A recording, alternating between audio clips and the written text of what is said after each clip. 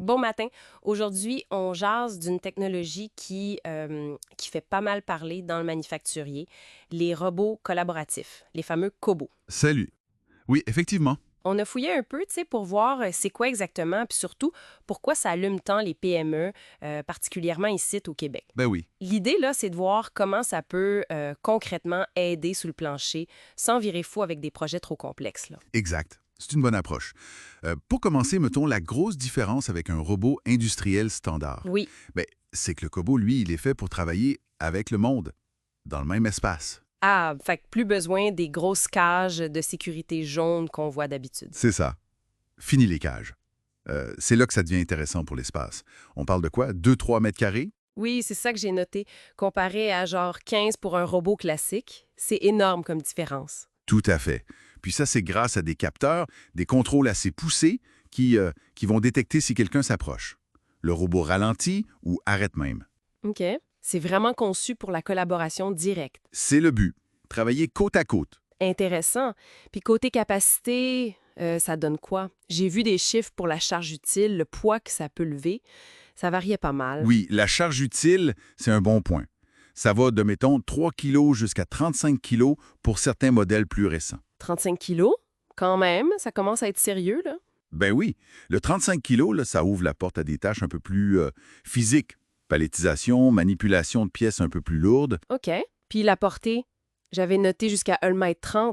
Exact. Autour de 1,30 m, avec une précision qui est assez fine. On parle de 0,03 mm. Wow! 0,03 mm. C'est ça qui doit être utile pour l'assemblage fin, non? Tout à fait. Cette précision-là, puis aussi la vitesse de réaction si jamais il y a un contact, moins de 2 millisecondes. Moins de 2 millisecondes. C'est instantané. Presque, oui. C'est ce qui le rend sécuritaire puis apte à des tâches délicates.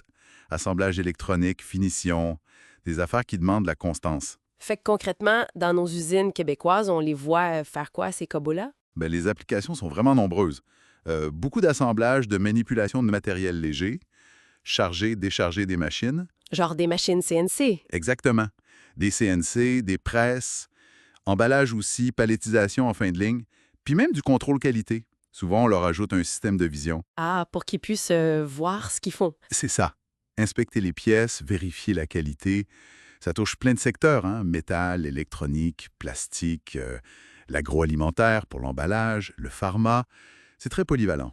C'est clair. Mais là, la question qui tue pour une PME, l'argent, le cash. Ça coûte combien mettre ça en place? Oui, c'est sûr.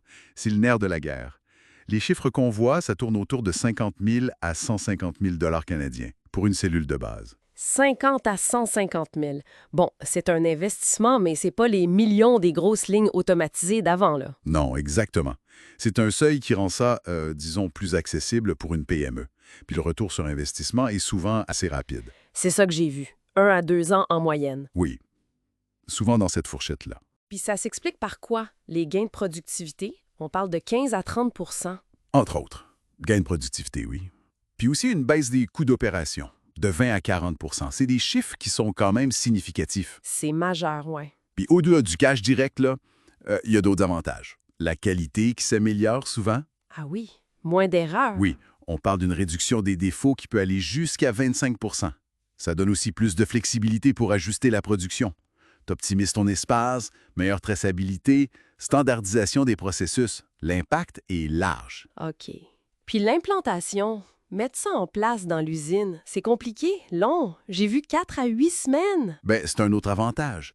C'est pas mal plus rapide que pour un robot industriel traditionnel. L'intégration est moins lourde. Mais ça demande quand même un peu de préparation, j'imagine. Ah oui, c'est sûr. Faut bien analyser le besoin au départ, choisir le bon cobot, aménager un peu l'espace. La programmation est souvent plus simple, hein, plus intuitive qu'avant, mais il faut la faire. Puis former le monde qui va travailler avec. Essentiel. La formation des employés, c'est clé. Puis s'assurer que ça se connecte bien avec les autres équipements déjà là.